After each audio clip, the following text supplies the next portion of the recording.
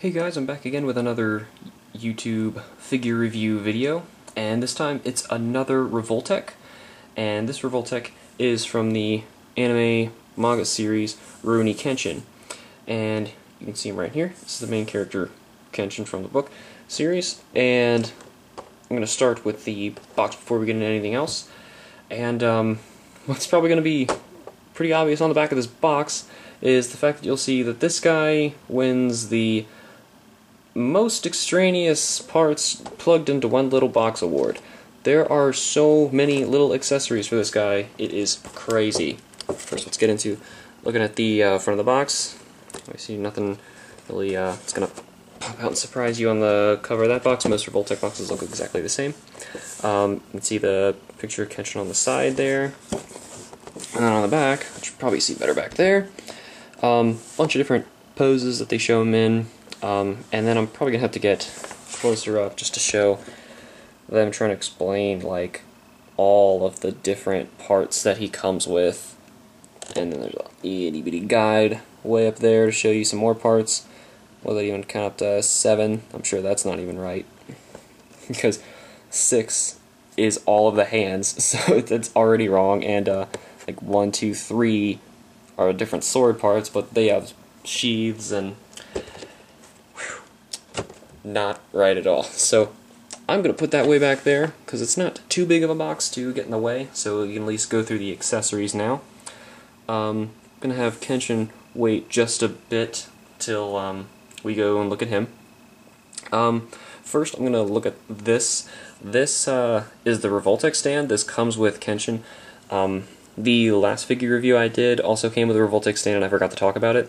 And now that I have a chance to, I really hate these things. They have the exact same joints as the normal Revoltechs do, except put in like really awkward places. I'm just going to pull this part out so you're not confused. This is basically the typical Revoltech stand right here. This one's kind of clear, so it's a little better to pose with, but the problem is, since it's clear, you can't really see it very well on the camera. There is a bit of a peg right here, so that there you can see it. The bottom of the figure's feet, you can have it stick in there, and they'll stand. A little easier because this whole thing's a big stand, but then you got this big awkward thing here, which might come off. Doesn't feel like it. So then you just got this big awkward stick here, and if you're trying to pose them in the air, then this thing usually like awkwardly sticks into basically the character's butthole is usually where it's going to go, and it'll hold them up, but barely, and it always looks awkward because it's like too short for anything that you're like doing jumping poses, but it's too tall to try and make them stand normally when they need extra support. So either you're going to stand normally with this awkward thing next to you, or stand with that. I don't know. It's really hard to get something really nice out of these. For some reason, Kenshin comes with a little extender part, which basically this will stick onto here, and now double the awkward, because try making that look nice. You want to like a mile up in the air? What are you doing? You know, it's just a super awkward thing. Yeah, I don't think I've ever gotten him to look nice on this. I'm gonna try in the photos at the end of this video, but for now, that's just that part. That's like my only complaint, and it's just Revoltech in general. That has nothing to do with this guy. The case that holds your parts.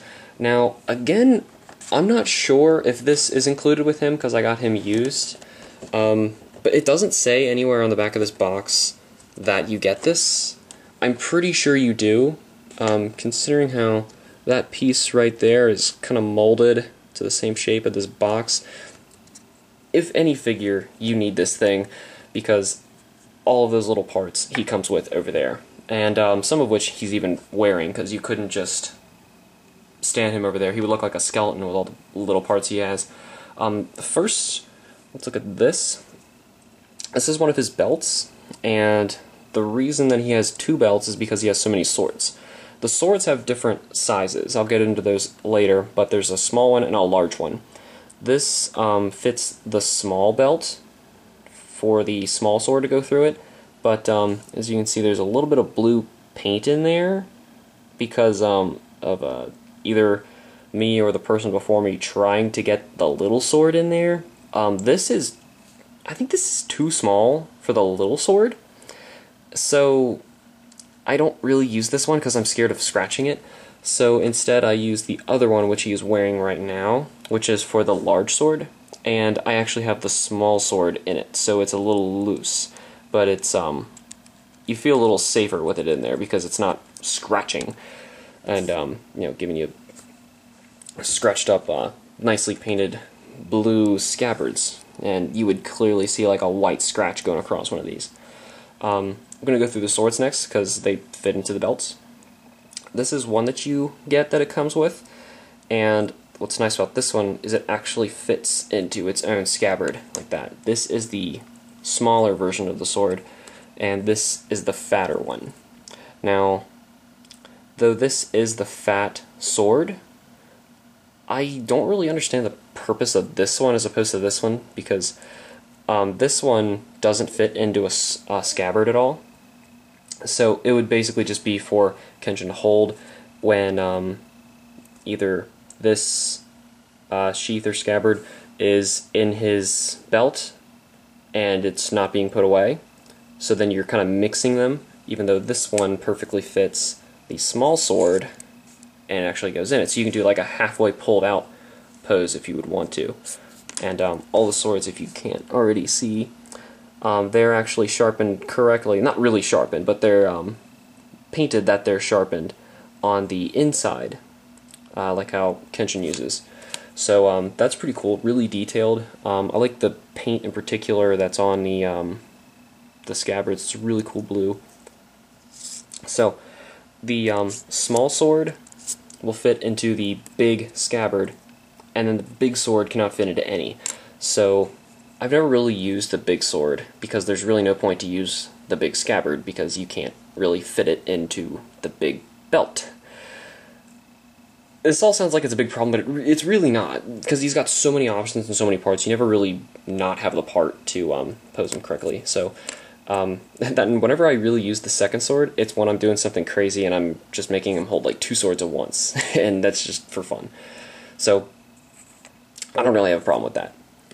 What he's wearing right now is another sword, if you already saw it. Now, this one isn't really a sword. This one is the small scabbard that you would make him wear, and I make him wear this with the big belt as to not scratch it. And if you want to put a sword in it, it's not really a sword. This one's just a top. See, I didn't just break it. That's all it is. It's just a little top piece, a little bit of a blade, so that's got enough just to stick in there. Alright, so that's usually what I have him do when he's just holding a scabbard down here, or if the sword's put away. It's one or the other. So this generally doesn't come off. Well, I don't take it off. Now, so in that case, I would have him hold either sword, and personally I think the big sword looks just a little fat, like that's it next to his head. It's just a little huge. So I make him hold the sword from this one, which he's not using a hand at the moment that would properly hold it, but you get the idea. That's what I would tend to make him do, and I would recommend you do that if you're going to get this figure. Just be careful, you're not going to scratch him up. Next, hands. He has so many hands. He has a total of 8 hands, and just let's look at the ones he's got wearing right now. This one here is kind of like an open hand. Yeah, there you can see it a little better. It will move as well. It doesn't move this way, but it will move up. I guess when you want him to look really flamboyant instead of cool, because I feel like it should go the other way, but it's fine because it still moves and they still put a stopper in it, so that's pretty neat. Next one is a fist. I don't think he has a fist for the other hand, which is odd because he has 8 hands. But let's go to the rest of them. This is a right hand that can hold, I think, the small sword, and then he has 2 left hands that hold the different sized swords. Let's see. This one holds the small sword, or it is meant to, actually, I think you should use the correct size swords with the correct size hands, because those are sized right. It's just when you start messing with that the belt that they don't really fit and you start scratching stuff. So these are fine to use with the correct sizes. So fortunately your hands are okay. The small one, obviously we said that's good for the small hand. This actually I think is good for the small sword as well, because this is huge. This might even be for the scabbard. Yeah, I think that's for holding the scabbard. That one's just too fat. So this is probably for holding the large sword. That's for the small sword. I see a little bit of blue paint in there, or just a little bit of black paint actually from the sword itself. The handle probably going through his hand. So it's probably a little small. I can try. This is the small sword. It's fine. Yeah, it's fine. That is perfectly fine. I didn't push that at all. It just slid right in there. And that's probably what did it, because it doesn't really like coming out. Likes going in, doesn't like coming out. Right, so we have those hands. There's two hands over here for holding the different sized scabbard. They look very similar. This one's for the small one, this one's for the large one. You can see him a little better when I twist him. His fingers are just pointed out a little bit more on this one, and they're curled around a little more on this one to hold it a little bit better. And then we have this last hand, which is a pretty cool hand. If you can see it, he's like about to grab his sword out of the scabbard, so you probably have it like right over here. Pretty cool. So that's a big pile of hands. I'm just going to move those over there. He has 3 different faces, and to see one he's got on right now, it's like a normal face. My camera's even picking it up as a face and zooming in on it. Okay, so that's his just normal smiling face. He does have a variant figure. It's the blue one. It's Himura Batosai, and he does not come with that face. Just so you start knowing some of the differences. And on that one, the faces, the scars are different. So his other 2 faces are, you see, like angry looking to the left and angry looking to the right. So, and that's, I mean, not much variation in the extra faces, but you do need like different directions if you're going to make him like either pull a sword out and look that way, or swing at the sword and look this way. So they actually are useful, even though they look very similar. Alright, so let's get into this guy right here, and I'm going to just pop that out for now, just so we don't have an issue while I'm showing you all the parts on him. Also, I had this on his foot to help keep him up. This is a really handy Revoltech stand, for as much as I don't like how their stands work, like that one back there. That thing stinks, this thing's great. This is just a little peg with like a, action thing, just so it doesn't look like it's a big hunk of plastic that you're basically standing on, so it doesn't look totally stupid. And generally, if you're doing an action-y pose, it doesn't matter, and it looks good anyway. The one he comes with is this white. It's more transparent if you're actually holding it, but on the camera it looks really white. It's a really nice stand, so I recommend you use that over the other stand. Alright, so, Kenshin, we're going to go top to bottom and look at all of his parts for joints and stuff. Kenshin is a serious slouch, and just for convenience, I'm going to pop the hands out. They're kind of getting in the way when I'm trying to move them around. Alright, so, first of all, back here, his neck can move so much. There's a joint right in here. There's a joint in the neck, if you see that.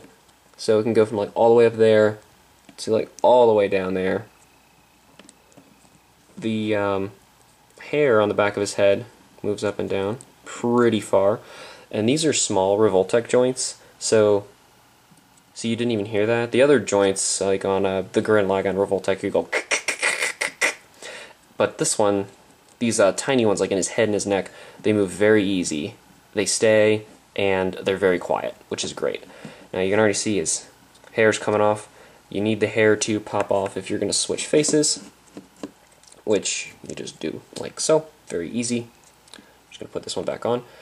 The only downside of doing that is the hair likes to fall off because it's just kind of fitted in there.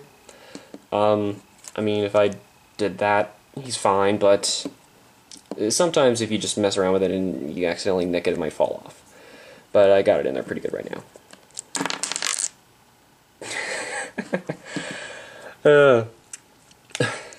Okay, I'm going to move on to the waist before the shoulders, just because there's so much movement right in here that I kind of feel like it is like the same thing as the neck.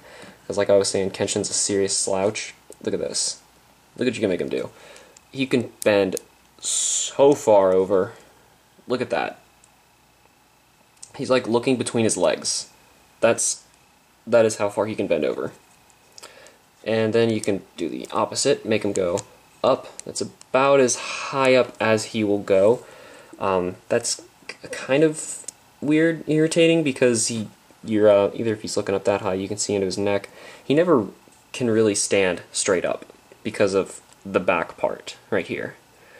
So he's kind of built so that he can do more swordsman moves, where he's like standing more actiony like this, not, you know, standing up perfectly normal. So in that sense, the normal face is kind of limited just because of the back and the shoulders, which is really not that big of a deal. Now, for handling the rest of him, I think they did a really good job in figuring out what the heck are we going to do with flowing fabric for a posable figure like this. So they actually did a really neat job in figuring out how this works. Generally, no matter where you pose him, you can move the fabric, or the pieces, so that it looks like it's actually mid-motion, and there's like never a problem with it, or for how you're looking at it. The shoulder, you can see it can go from like up to there, and then right down here where it fits very nicely into his the rest of his body. It can rotate as well. The arm right here, the handless arm, can do the same thing. It's just a Revoltech joint. It feels a little softer than the ones I'm used to, so this is a really nice Revoltech. It feels, I'm not sure if soft is the word, it's rubbery, kind of rubbery. It's not made of that thick plastic, like, see how you don't hear that click as much? It's interesting because he's not like the typical Revoltechs. Maybe the older ones were just louder with different plastic. But anyway, he's done really well, and he'll hold pretty much anything.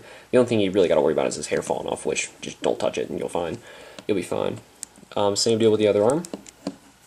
Now, if you want to remove the belts, like I said before with all Revoltech, they will just pop off. There he goes.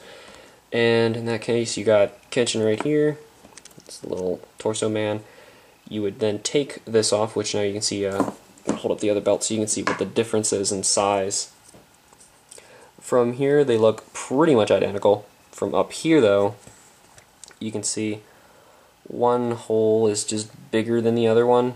Not the waist, but where the scabbard would go.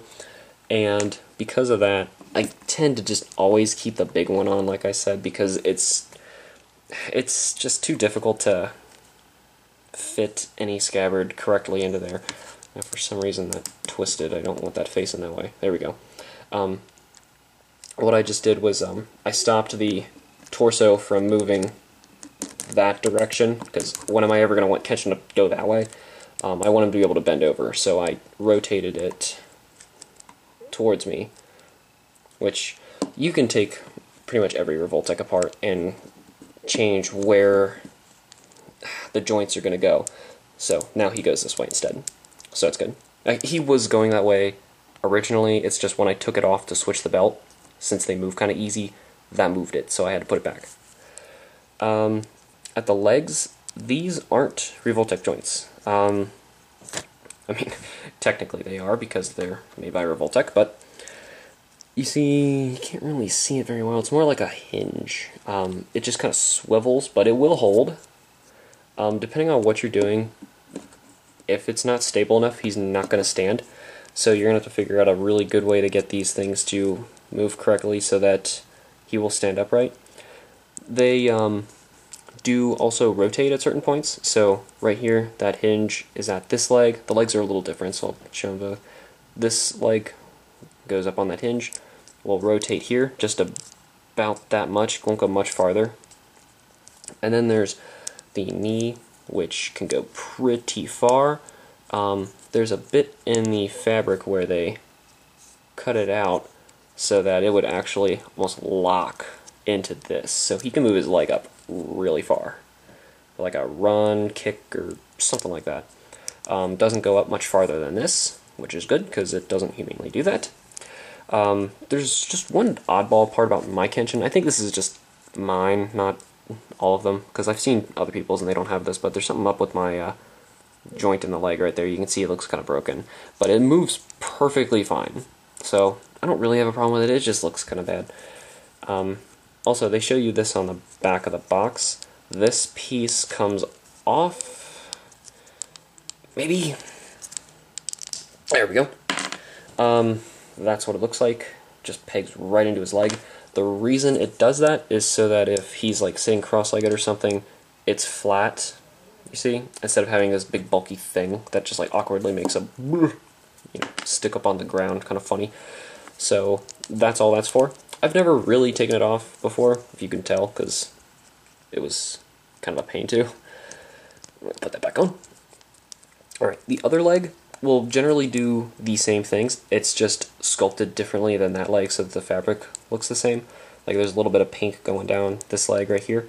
Does the same thing. Doesn't go back any far. That's about as far back. Finally, I'm back on.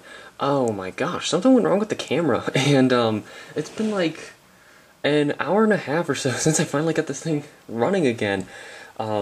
First it like filled up on footage, and then like the battery died after taking all the old videos, putting them back on my computer, and then after putting them on my computer, I was like, how come all the videos that have ever existed on this thing are all being stored on it on the same time, so you can't ever empty the camera, and took a while. Anyway, so I'm back again. I was talking about the leg.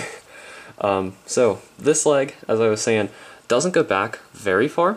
You can see right here, that's about as far back as it'll go, so you really can't like bend over. The other leg, that top part doesn't really go back far either. It's just the knees that will bend up, which is fine because your leg doesn't really naturally do that very much, but just a little bit more than that. His knee will move. And fortunately, this knee is sculpted. It looks way more correct than that other side does. I don't know what's up with that knee joint, but hopefully that's just mine and not all of them. So anyway, there's that. There is no piece on the back that will pop out on this side, so that's only this leg if you want him to sit cross-legged. Also, while I'm back here, you can see there's two holes in the bottom of the pants, and also two little holes for the feet. The holes for the feet are for this thing here. Like I was saying before, you just peg that in there and now you can stand up. It's very, very handy. No matter what you're posing them for, it doesn't really, you don't really see it. So it's just really handy to have that extra support while you're standing. Those, I think you're supposed to use with this thing, but it's so awkward. Like here, is he like supposed to hang in the air and do that, or I could keep doing this forever and keep trying to make new combinations, and that thing never really looks good. So, whatever. I never really needed those, and I'm pretty sure, yeah, he doesn't have a peg. Normally there's a peg right here in the back because it helps support most of the weight, and it's very centered. For some reason, Kenshin's for the stand are in the bottom of his legs. So, I guess let's say like if I was going to do something like that, see it in the air, I really couldn't support that very well because there's no center point. Instead, I'm going to have to figure out a way to get that stand to hold him up like that, so he'd fall, twist. I would probably have to find a way to get it to stick there. I'm going to take photos after this and try and get as best I can out of that stand, and then using the other stand, and then showing a bunch of different parts of his accessories and what he can do with those.